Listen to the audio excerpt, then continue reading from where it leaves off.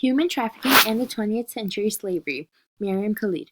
What is human trafficking? Human trafficking is modern-day slavery. It is a profitable crime that forces, frauds, or engages an adult or child in any form of labor or commercial sexual exploitation.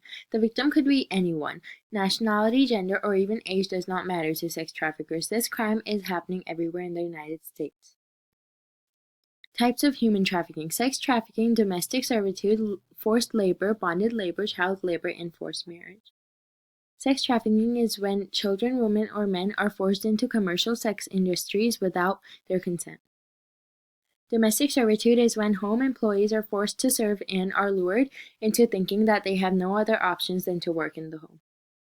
Forced labor is when people are forced to work because of threats or violence for no pay. They are treated as property and they are exploited to create a product.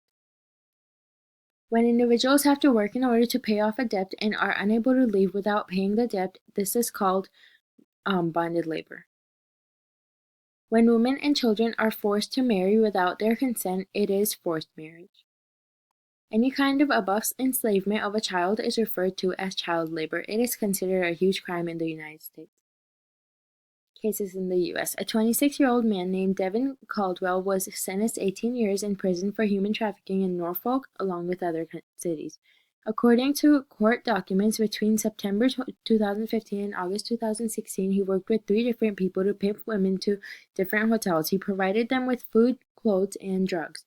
If a prostitute did not hold her quota of 5 men per night, Caldwell would withhold their drug dosage. This was a case of sex trafficking. Trafficking and Violence Prevention Act. This United States law was established to prevent trafficking in any way, slavery, sex trade, and involuntary servitude. It has been reauthorized 3 times. Slavery timeline. Slavery has been around since 2000 BC. In the 1500s to the 1700s, colonial expansion led to an increase in slavery around the world. Europe, West Africa, and the New World began slave trade systems. As slave trade expands, the newly established colonies in America began to accept slavery as a part of everyday life. In 1780, Massachusetts was the first American state to abolish slavery. In 1807, Britain and the United States outlawed slave trade because of the rising abolitionist movement against slave trade. During the Civil War, President Abraham Lincoln issued the Emancipation Proclamation to free slaves in the Confederate States in 1863.